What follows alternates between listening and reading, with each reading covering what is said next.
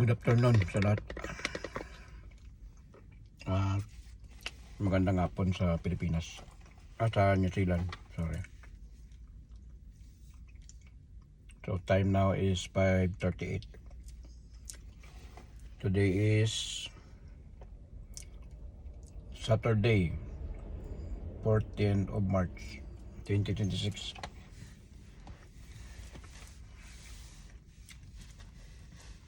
So grabe ang pagbulusok ng gasolina. Ang presyo ng gasolina. Pataas ng pataas.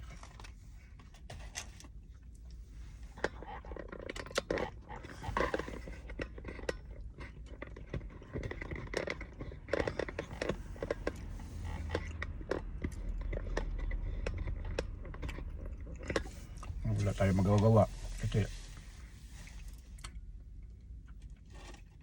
ito ay pag naubusan na ng kung walang darating na supply, kasi ang supply ng gasolina dito sa New Zealand is hanggang 32 days na lang, kasi kahapon 33. So ngayon 32 days na lang supply ng gasolina. Sa crudo is 26 days na lang ang natira. Wala tayong magawa dyan. Kaya matutunan tayo maglakad, kaya magbike. May iba naman scooter, kasi yung scooter di baterya.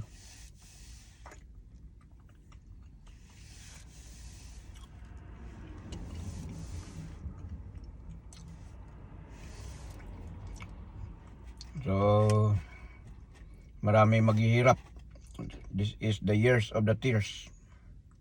Maraming maghihirap, maraming magugutom.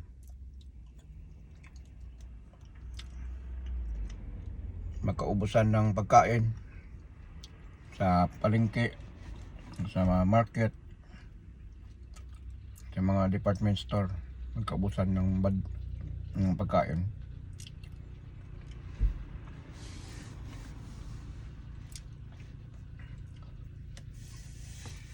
Inisip ko nga, bibili sana ng bigas na 3 sako o 4.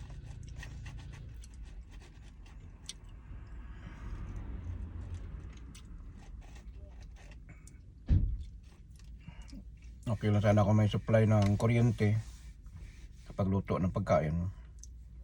Ang problema naman natin ito is kung walang kuryente, magdilim. So sa umaga lang magkaroon ng ilaw dahil may araw.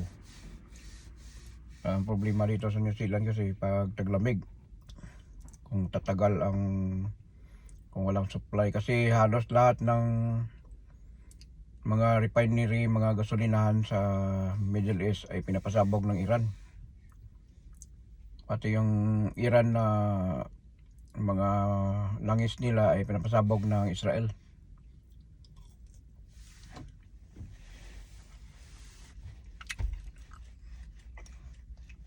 So sinasayang lang nila yung kanilang langis. Ano lang, kumbaga sinusunog lang nila. Time will come, magkaubusan talaga ng langis. So wala nang lalabas sa Middle East. Pag once na wala nang langis, mag-stop ang gira, mag-stop ang mga machinery tulad ng mga sasakyan, barko, eroplano. Yung New Zealand pala na New Zealand Airlines na flight ay nag-cancel sila ng flight dahil sobrang mahal ng cargo ng fuel ng eroplano. Cancel sila ng flight. So marami yan magsasara. Hindi ko lang alam sa ibang mga airlines kung patuloy ang biyahe, pero ang New Zealand ay nag-cancel na. Na nagka-cancel kasi mahal talaga yung fuel ng eroplano. O kung uwi tayo sa Pilipinas, mahal ang ticket, sigurado mahal ang ticket, papalo yan mga 3,000 o sobra pa.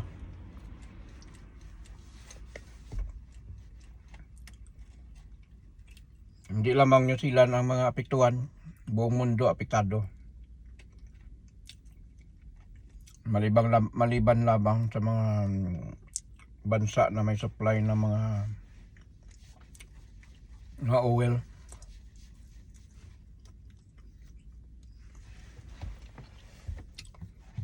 Nag-base sila sa price ng world market eh.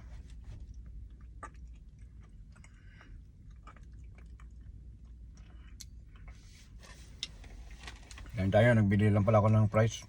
Kasi gutom eh.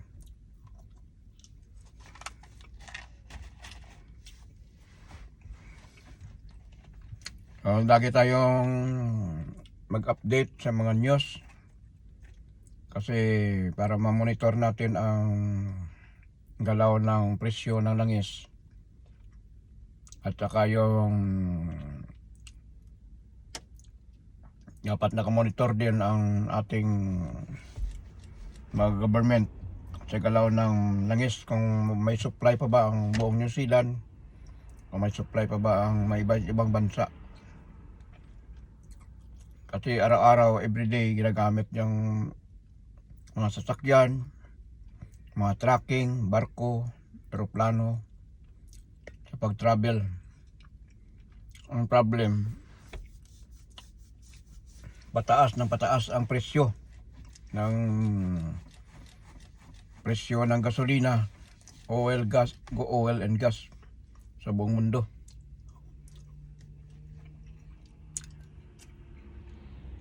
Sabi ng classmate ko sa Amerika, nagpapanik buying na daw yung doon sa US.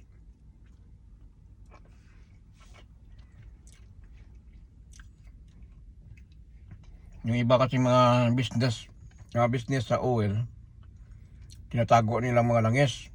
Sabihin nila nagkaubusan, tapos ilalabas nila mataas na presyo. Yan ang nangyayari yan. So prepared tayo. Malaking gutom na mangyayari dahil sa pagtaas ng presyo, pagkawalan ng mga oil, at wala nang supply sa mga iba't ibang bansa na mangyayari ito. So kung may pira lang sana, kung papayagan tayo ng Panginoon, ay pwede tayo mag-flight. Kasi pwede pa naman, kasi malayo pa ang 32 days pa lang. So may isang buwan pa tayo na palugit, kahit may isang linggo. So by next week pwede na mag-flight sa Pilipinas kung may grasya. Uwi na muna sa Pilipinas kaysa dito ka maabutan sa New Zealand ng pag-collapse ng mga oil and gas. Dahil dito kahit may subsidy ang government, may babayaran ka pang bahay. Samantala sa Pilipinas, pagkain lang bibiliin mo, tsaka makasurvive ka talaga kung kailan babalik ang economy ng gasolina, oil and gas reserve. So paubos na dahil sa digmaan sa Iran, America and Israel. So game close na, kaya nagkaubusan ng langis kasi walang papasok na barko doon sa Strait of Hormuz. Lahat yan na mga barko na mga cargo na dumadaan na kumukuha ng langis ay dumadaan yan talaga sa Strait of Hormuz.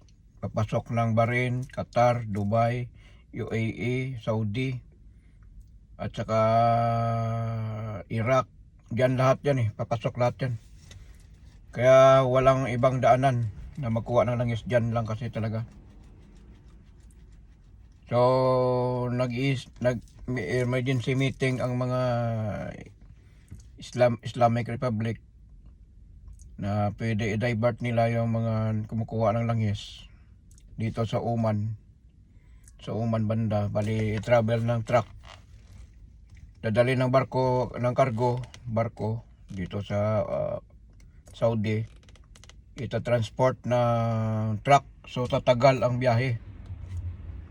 So ipapasa ito sa doon sa refinery kung saan may refinery at doon na magkuha ng langis. Hindi na dadaan sa Strait of Hormuz.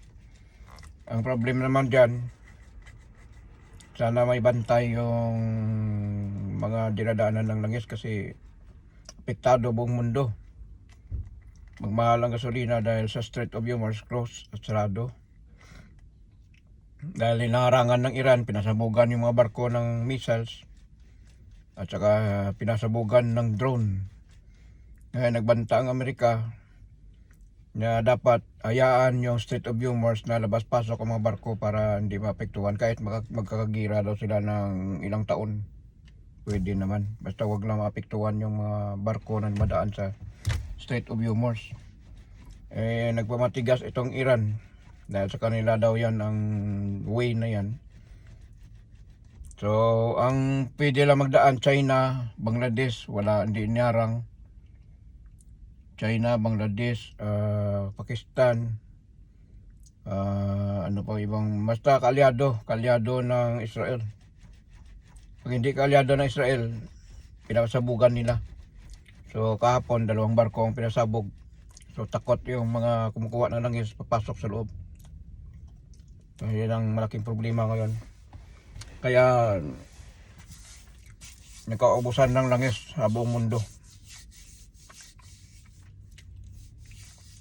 So ang iba hanggang April 15 na lang ang supply. Pero dito sa New Zealand is April din. April. Tama yan, April na supply. Yung problema, dapat may nakaimbak tayo ng mga pagkain. Kahit may toyo ka lang at saka mantika o asukal o kaya mga daing, pakunti-kunti lang luto, at least may ulam, kunti, sardinas. Yun ang mga hindi na pwede lutuin ba, o kaya pwede rin mag-apoy ng magbabaga lang, dapat may uling. At kung mawala ang supply ng kuryente dahil kalamitan ay nakadepende lang sa machinery, o kaya sana kung mga solar tuloy ang power at saka yung ibang ano. Kaya grabe talaga, grabe ang mangyayari nito. This is the thirst na mangyayari. Yung iba magkaubusan ng pagkain, laganap ang gutom, wala nang supply sa mga iba't ibang bansa dahil kung saan man nanggagaling ang mga trigo, yung ginagawang arena para sa tinapay. Mamahal na naman ang mga trigo nito. Siyempre ang travel ng barko papunta sa mga kung saan lugar. Saka yung mga fuel ay tataas. So mapipilitan na mag high price ang pagkain. Higher price talaga ang pagkain. So wala tayong magawa. Yan ang iniisip ko ngayon. Kailangan advance tayo kung ano natin, kung anong mangyari. Kaya kahapon pinagtatawanan nila ako. Ganito na gawin, ganito gawin. Sabi ko, kailan pa kayo hindi na sila maniwala sa akin na magkaubusan ng gasolina at krudo. Sabi ko, ano mangyayari sa atin? So nagtatawa sila sa akin. Sabi ko, tumatawa kayo pero darating yan. Sabi ko, 32 days na lang kailangan natin.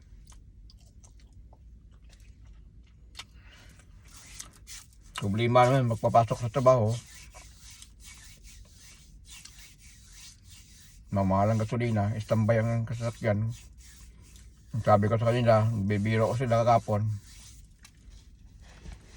Sabi ko, pag umaga pasok mo, magising ka ng alas 12 ng umaga, lakad ka ng pisahan mo na. Kaya pagdating mo sa site mo, hindi ka na malit. Binibiro ko sila. Tapos pag uwi naman, oras ang off mo. So kailangan matuto na tayo maglakad, kaya magbike na hindi na kailangan ng gasolina. So sabi ko sa inyo, sabi ko sa kanila, sabi ko babalik tayo sa 1970s. Walang mga shutdown lahat. mag-shutdown kasi mawala ang mga business, mag-shutdown, marami mag-collapse ng mga economy dahil walang hindi gumagana ang ating, although na may ano, pero mag-collapse talaga kasi una-una pagkain, tataas ang presyo kasi mahal ng fuel. So ang problem dito sa North Island to South Island, New Zealand, kaya ang mga pagkain, mga produkto galing sa North Island, tinatransfer dito sa South Island. So, halimbawa, kung walang biyayang barko doon, saan dadaan ng mga truck? Walang krudo ang mga truck, paano i-transfer ang pagkain? Yun ang problema ngayon. Hindi naisip ng mga tao yan kung ano mangyayari sa magkaubusan ng langis. Di man pwede na iatid ng tao, ilang kilometro yan, ang layo nun. Iatid mo hanggang dito yung pagkain, magbabike ka lang. So wala, balda lahat. Bagsak ang economy, lahat na buong mundo maghihirap. Tataas ang bilihin, presyo ng pagkain. Mawala ng supply ng mga gasolina, oil and gas, except lamang sa may mga bansa na may supply ng produkto ng langis tulad ng Russia, Venezuela. Ang Middle East, may sagana sila sa langis. Ang problem naman dyan, yung pagtransport ng mga cargo kasi hinarangan. Yan ang problema dyan. O kahit maraming gasolina ang mga Middle East, papasok sa Strait of Hormuz, Bahrain, Dubai, Qatar, Oman, Jordan. Ang Jordan nasa likuran yan pero may makasafe yan at saka Israel safe yan sa supply ng pagkain. Itong mapiktuan yung dito dumadaan sa Strait of Hormuz, yan ang maharagin ng Iran. So maggutom talaga yung mga tao. Kawawa na may mga kababayan natin mga Pilipino na nagtrabaho sa Middle East. So hindi lang tayo kawawa, buong mundo lahat maapektuhan kapag patuloy kahit magpatuloy ang digmaan, basta wag lang sana isasara ang Strait of Hormuz. Tuloy ang kalakalan, tuloy ang negosyo, tuloy ang business, tuloy ang hanap buhay. Hindi tataas ang mga presyo ng mga eroplano, mga ticket. So maraming mapiktuhan, parang nag-COVID-19 ng style ito. Mabuti pa yung COVID-19, makatravel ka pa Pero itong mawalan ng gasolina ang buong New Zealand, ay yan ang mahirap. Kahit hindi lamang New Zealand, Australia, o Philippines, o China, o whatsoever. So mawalan ng mga supply ng malangis. Dahil ang alam naman natin, ang ginagamit ng mga tao mostly, wala naman kalabaw na mag-travel dyan na magkakalisa.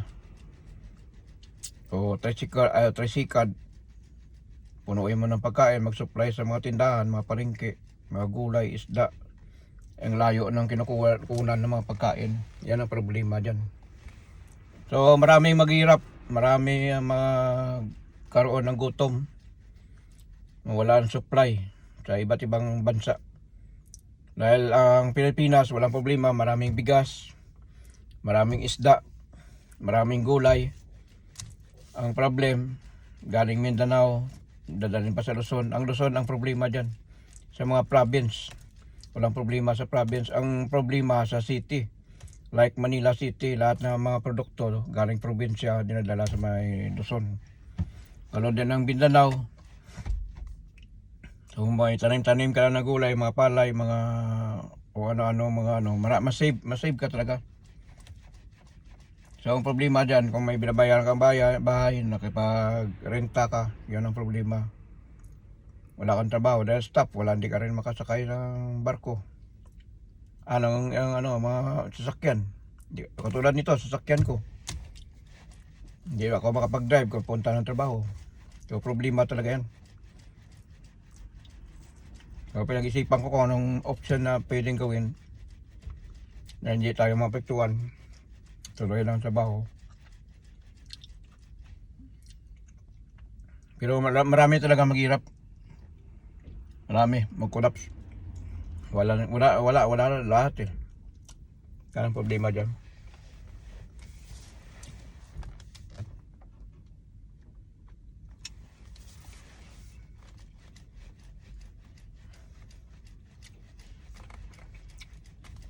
Matagal ko na ito sinabi. Sabi ko, magkakadigmaan talaga sa Middle East. Noon hindi pa nagkalapot ang away. 2013-2014 ay Yemen, Saudi lang. So, umalis na ako sa Middle East. Baka bago pa sumiklab ang malaking gira. So, hindi pa nangyari 2015, 16, 17, 18, 19, 20, 21, 22, 23, 24, 25 nakagira sa Middle East. Iran versus Israel lang. So, June 13 o 14 ba ito? 2025. Sabi ko, mag-stop ang gira pero mauulit ito. So, mauulit ito, upward 2025, 26, 27, 28. Puro 28 gira na lahat yan. Kaguluhan na lahat. Kung nakita natin yung Blood Moon, September 7, 2025. Preparation, yan ang simbolo ng gira, gulo. Red blood moon. Ngayon naulit na naman ang red blood moon.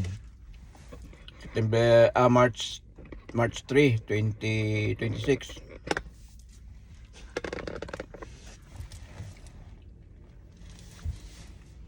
Apektado buong mundo. Sabi ko sa inyo, restore ang buong mundo. Noong September 21, 2025, nagpakita ang ating Panginoong Hesus na bumaba siya sa langit.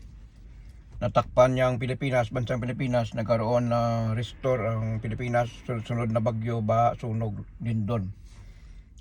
So ngayon, panibagong crisis naman na mangyayari. Year 2026. Magkakaroon ng shortage of oil dahil sa digmaan Iran, Amerika, and Israel. So naulit ang gira na sinabi ko, upward 2025. So nangyari ulit 2026. So mayroon na mumuong gira na mangyayari sa Indo-Pacific. Ito ay Japan. Mag-trigger ito ng gira, Japan, Taiwan at saka China. Saka North Korea. So North Korea magsiklab ang gira sa South Korea. So mapektuhan pa rin ang Pilipinas kahit malayo tayo, pero ang mga kababayan natin ang problema sa Taiwan. Prepared next war, Indo-Pacific.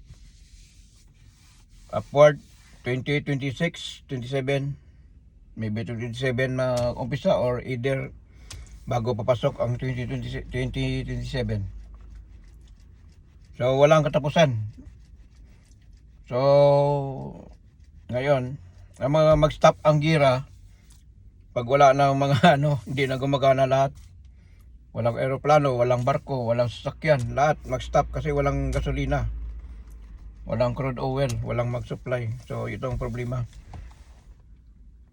So sandali lang, titingnan ang labahan ko. Kukunin ko muna, i-transfer ko sa dryer. Wait for a minute, I will back. Hindi pa tapos. May 3 minutes pa pala, umiikot pa. So ito ang problema talaga. Hindi man ako si Baldwin, hindi ako si Rio Tatsuki, hindi ako si Bagaganga, hindi ako si Nostradamus, hindi ako si Hindi Perez, yung negro.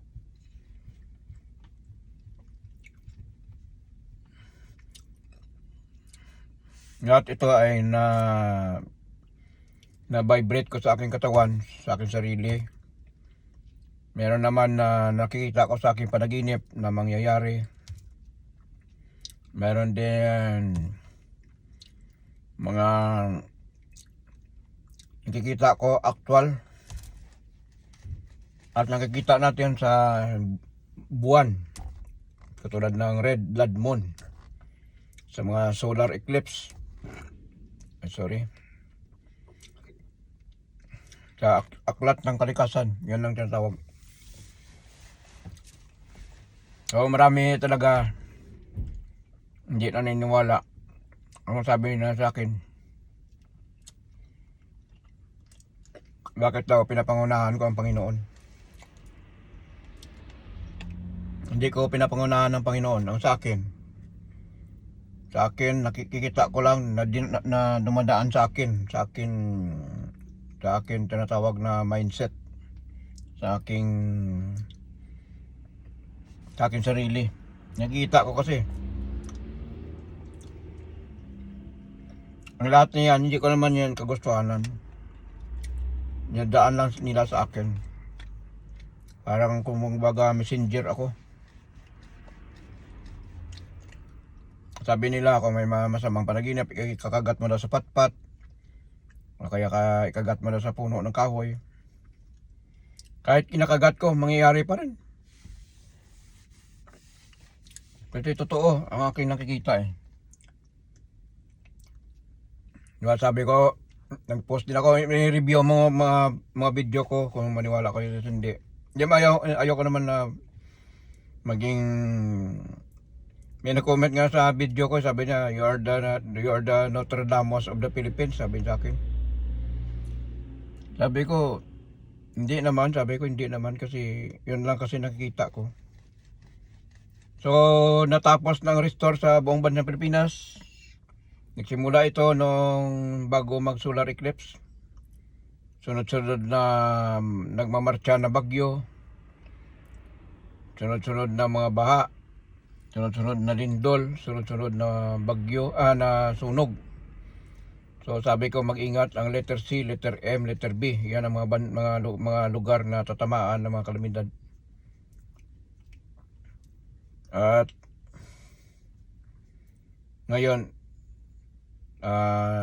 mga nangyayari na, tapos na. Pero patuloy pa rin ang earthquake sa Pilipinas.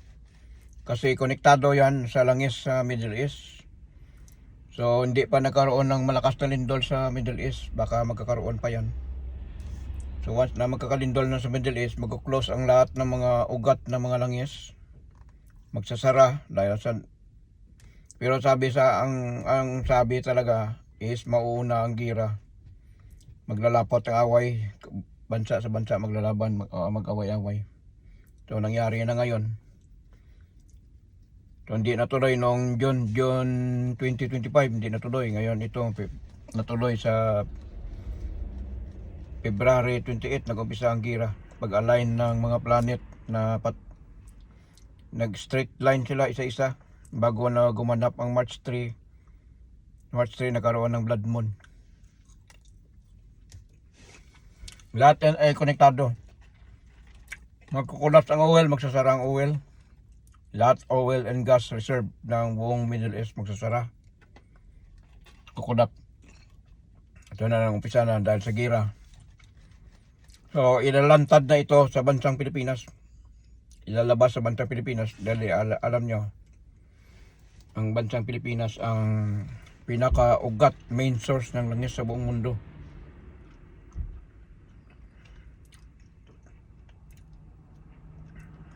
Na nakakonect sa Middle East. So ang tuburan, mataas ang Middle East. Kaya kung mabuksan na dito sa baba, wala nang lalabas sa taas. Lahat lalabas na dito sa baba.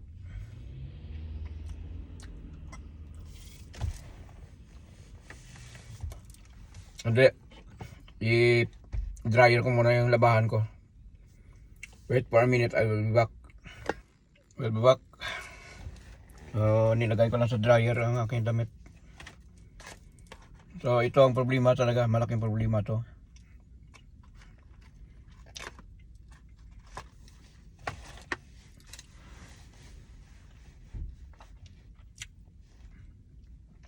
So, lahat yan ng mga babala. Una-una pa yung babala ng ating Panginoon ng isang matanda. Puti ang suot, puti ang buhok, puti ang balbas.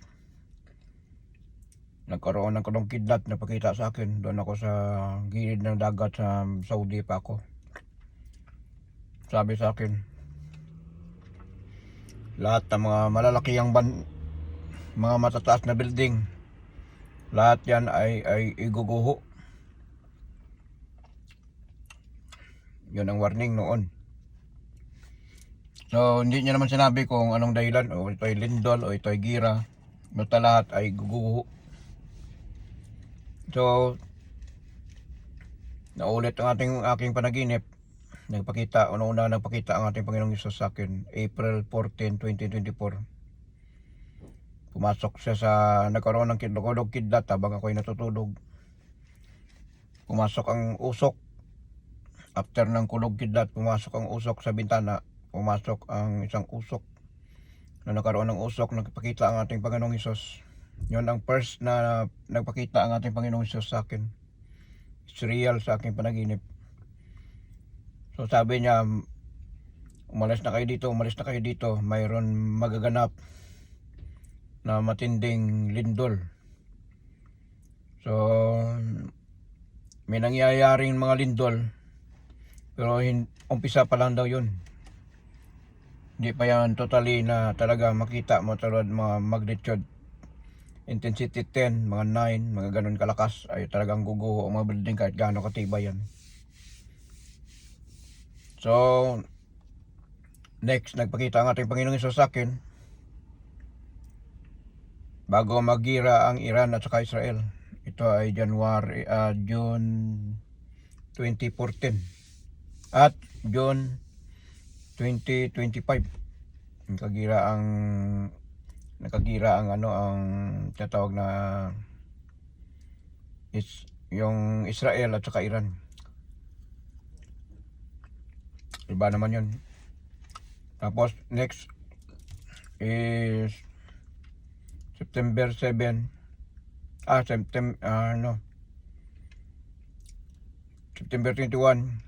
2025. Ipakita ang ating Panginoong Hesus sa akin na bumaba sa langit. Natakpan niya ang bansang Pilipinas, ang kanyang kapa, kanyang suot. Kaya nagka-restore ang Pilipinas. Sunod na bagyo, baha, sunog, lindol, bagyo, baha, sunog. So nagka-restore. Ngayon, paniba, wala January 1 or January 2. Nagpakita naman ng muka ang image ng ating Panginoong Hesus sa aking ulam. Ang ulam ko na tinakpan ko na ng baunan, nagpakita sa akin. 2026. So ngayon wala, hindi na napakita ang ating Panginoong Hesus sa akin. Ito ay meron na ako mga pangitain sa mga panaginip ko, mga nakita ko, mga mangyayari. So nagwarning ako nito. Maulit ang gira sa September 2026. Sabi ko maulit ang gira.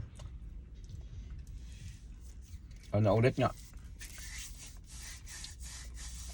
So itong malaking magaganap sa buong mundo ito, mapiktuhan talaga. Kasi walang supply ng gasolina. Hinaharang ng yung Iran. Hinaharang ng Iran yung ating mga barko na kumukuha na langis.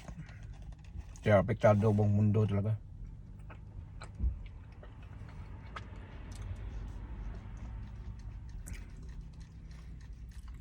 So prepared tayo ng pagkain, bigas, ulam.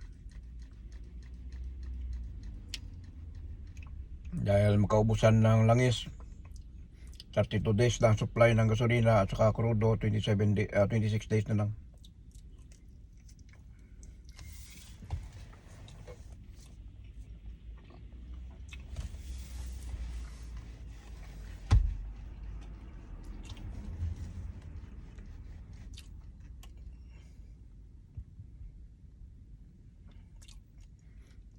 Kaya matuto na tayo maglakad. Papunta ng eskwelahan, papunta ng trabaho. Maglakad na tayo. Kaya magbike, o kaya mag-scooter.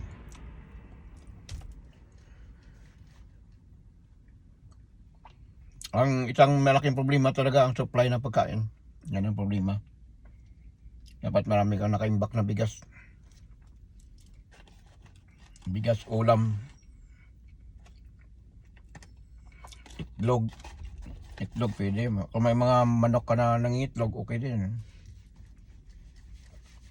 Ang tanim nga ng mga gulay. Kaya back to 1970s tayo. Wala pa mga sakyan noon. Balik tayo sa unang panahon. Kaya nangyari ang digmaan. Sakto sa kalendar ng World War I at saka World War III ngayon. Sakto ang digmaan sa pizza. 1954 nangyari ang World War I. Ito naman 2026 parehas ang pizza, parehas ang kalendar talaga.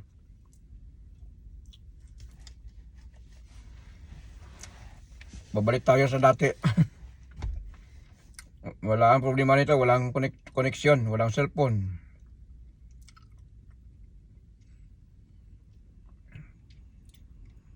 Hindi ko lang alam kung mapiktuhan ba mga internet.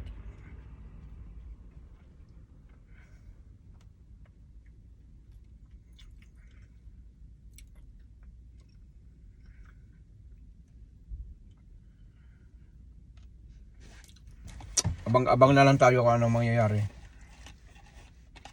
Hindi ko pinapangunahan ng ating Panginoon. Pero ito ay nakasulat na ito eh. Nakatakda na ito na mangyayari. Ito lang inaantay ko na magkaroon ng gira sa buong Middle East.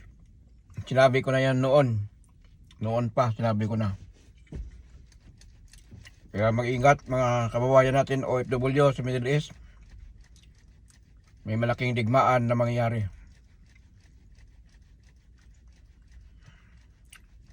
So ito na ngayon, ang gira na talaga na buong Middle East damay. Nangyari na talaga. Ito, malaking gutom. Magkaubusan ng langis. Magka-shorted ng langis dahil sinusunog lang ng Iran ang mga binubomba. Binubomba ng Amerika, Israel. Ang oil facilities ng Iran. Ang Iran naman, binubomba yung mga missiles nila yung mga Saudi Arabia, Aramco na nagpa-supply ng mga oil and gas pati sa iba't ibang bansa rin. So alam naman natin ang buong kalakalan ng langis ay nakadepende sa Middle East. Except lamang sa Iran, sa Israel, mayroon sila sarili. Pero ito ay nakasupply sa Europe, pero sabihin Putin di daw sa magbibenta ng langis. So ang Amerika ay mayroong andyan ang Venezuela. So ito pa pala, meron akong nasagap at nakikita na magta-try daw sila na ang New Zealand magta-try na mag-drilling dito sa hindi ko lang alam kung saang ano yan. I-try nila i-drilling, baka makakuha sila ng langis diyan sa Silandia Sea. Ewan ko lang kung totoo yan na kung gaano kalalim ang dagat na bubutasin nila.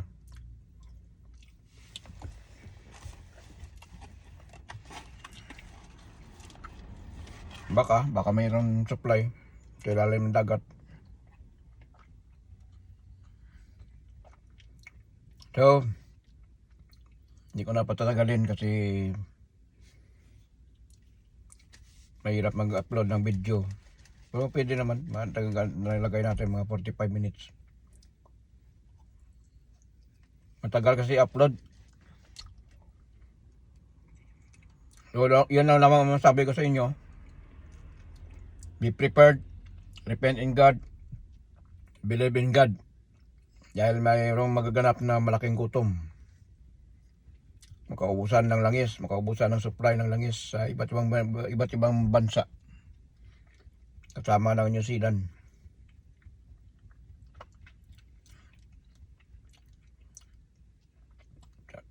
Sana pinagdasal ko sana na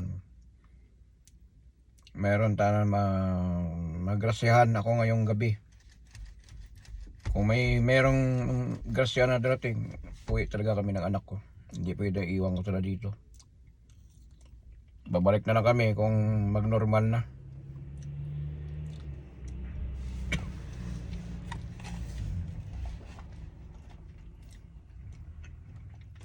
So maraming nalaganap na ng kaguluhan ito. Siyempre gutom eh. Wala makain ng tao. Magkakagulo.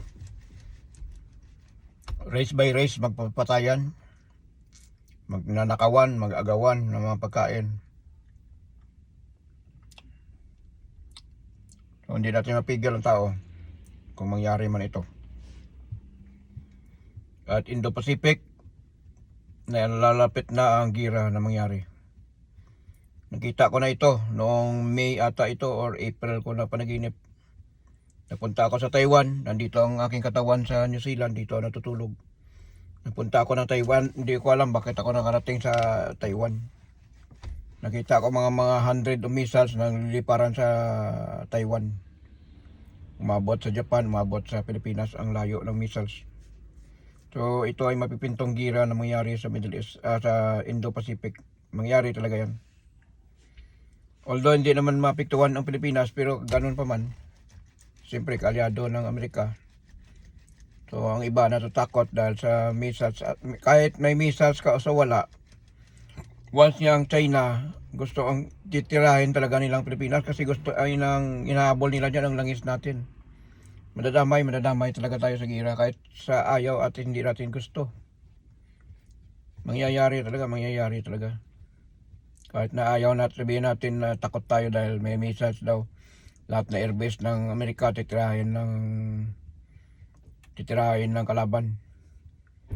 Lalo na kung wala tayo missiles air defense. Anong gagawin natin? Alangan na paliparan mo ng puitis dyan. O barak-barak o rocket thunder. So, mindset ba? Dapat advance. Dapat mas maganda nga yan dyan yung Typhoon missiles ng Amerika kasi matakot ang kalaban. Kasi alam naman nila pag nilusob nila ang Pilipinas talagang bibirahin sila ng Amerika tulad nangyari sa Iran. Ang Amerika hindi takot sa away, adik yan sa away. Gusto nila digmaan. Siyempre, yan ang negosyo nila, bala, armas, missiles, aeroplano, mga kung ano, yan ang gusto nila. Kaya gira. Pero gira naman na nasa tama naman. Sino nag-save na? Nung sinakap tayo ng Kastila, sino nag-save sa Pilipinas? Amerika. Ba't tayo papayag na makipag-alyado sa China? China tuso yan. Hindi yan makadiyos. Amerika ito ay devoted sa Panginoon. Ang China, hindi naniwala yan sa kay Jesus. Sabi nila, Jesus is a sinner. So, sabi ng China.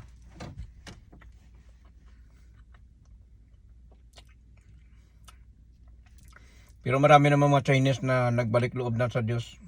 Nagsamba talaga sa totoo. Na naniwala sa ating Panginoon. Except lang sa mga Chinese na talagang ang prinsipyo ay communist. Kabaliktaran kasi yan.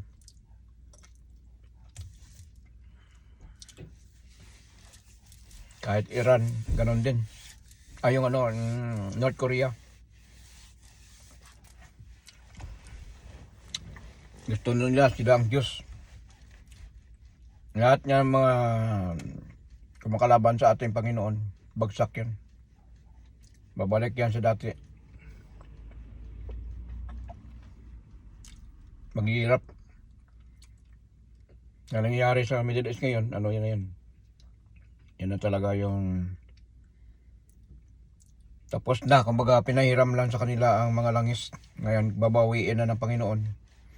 Ibibigay na sa tamang nagmamay-ari ng langis ay ang ating bansang Pilipinas. Diyan na lalabas ang mga gasolina, crudo, methane gas, gas, kerosene, deuterium.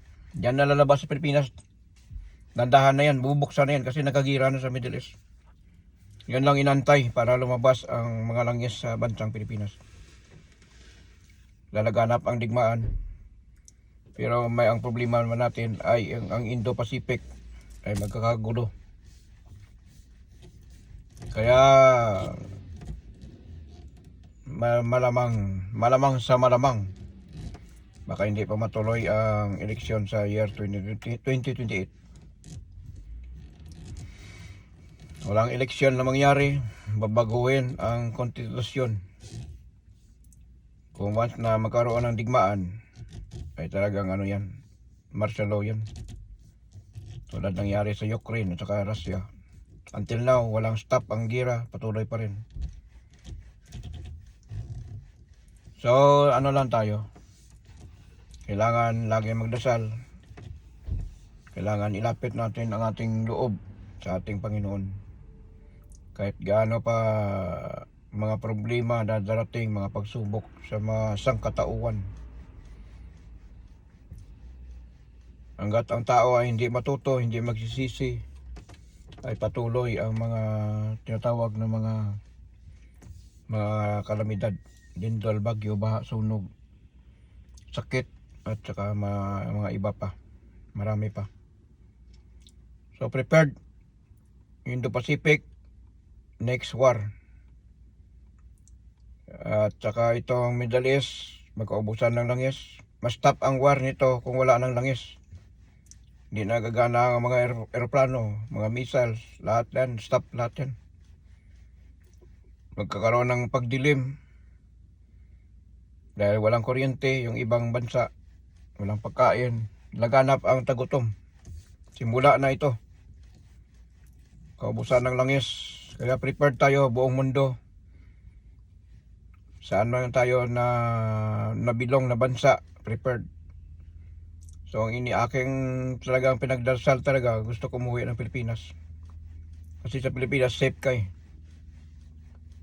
Pag dito sa ibang bansa, kasi kung lalo ng bansa ay walang katulad nito, malamig na lugar, hindi ka makapagtanim, hindi mo sariling lupa tayo. Naka-rent lang tayo. Kung ano mo, paano mo siya pinasukan, yun lang ang pwede nyong gawin. So, hindi ko na patatagalin. Basta yun lang masasabi ko. Prepared, magkaubusan ng langis. Dito ang supply, kung wala hanggang ngayon na walang supply galing sa Middle East. Hindi ko lang alam kung gaano katagal ito na magkaubusan ng langis. At mag-stop ang mga sasakyan, aeroplano, barko. Wala nang supply. Mahal na yung mga ticket. Mahal na yung mga pagkain. Akyatan lahat ito. Hindi man pwede na maihatid ng bike lang yan. So mangyayari ang 1970s. Kung ano tayo noon, balik tayo sa dati.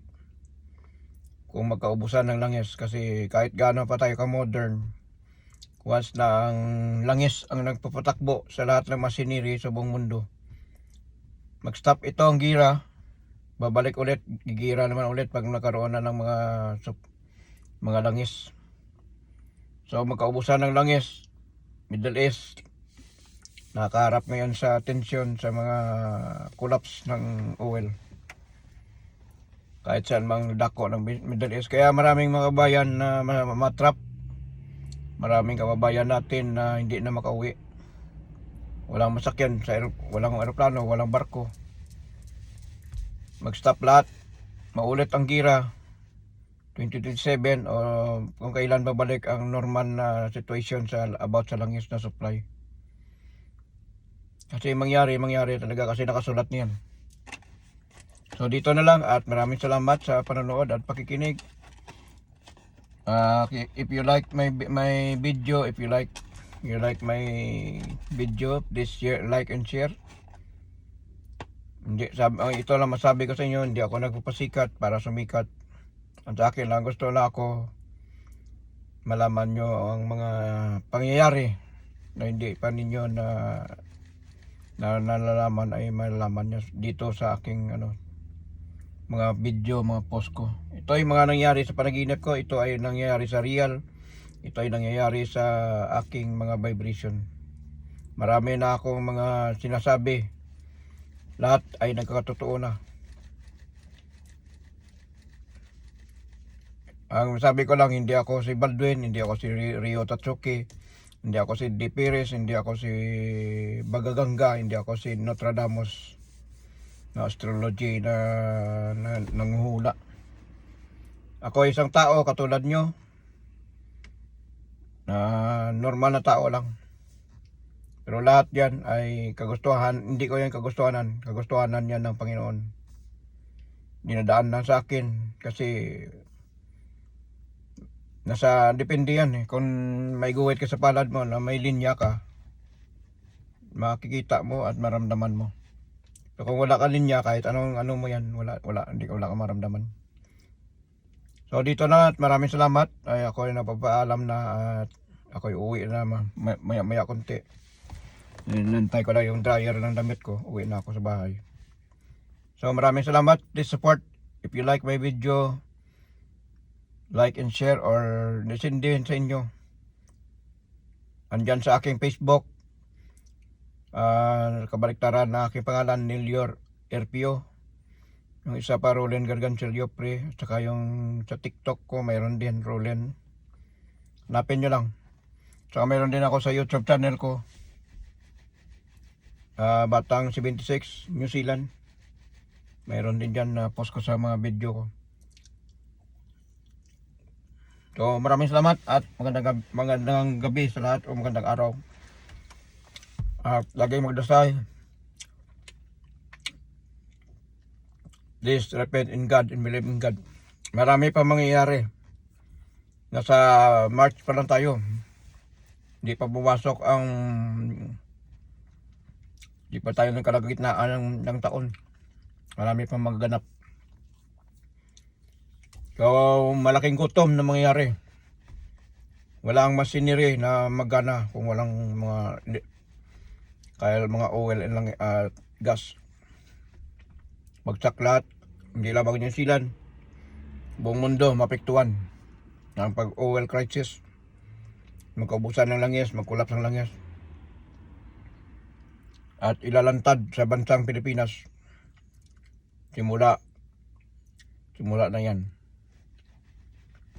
Lalaganap ang mga lindol. Ang Middle East magkakalindol yan. Isasara na ng Panginoon ang lahat ng mga tuburan ng langis. At ganoon din sa Pilipinas ay konektado ito. Magkakalindol, pero hindi lindol na sisirain ng kalikasan. Magkakalindol, apektuhan ang sa taas. Siyempre maapektuhan kasi malakas ng lindol. Bubuksan ang mga langis ng mga nakatago sa ilalim ng dagat, sa ilalim ng lupa. At bubulwak yan sa bansang Pilipinas. Hindi na kailangan sisipsipin pa. Pero although naman mayroon na mga langis na sinisipsip ngayon doon sa part ng Palawan, marami napapaloob dito sa Visayas. Sa Mindanao marami din. Sa Luzon mayroon din. So abang-abang na lang tayo. Antayin natin. Maglalabasan yan. Bubulwak yan sa lupa. Sa karagatan. Ng lakas ng pressure. So dito lang at maraming salamat. At magandang araw at gabi sa inyong lahat. Thank you. Have a nice day. Bye.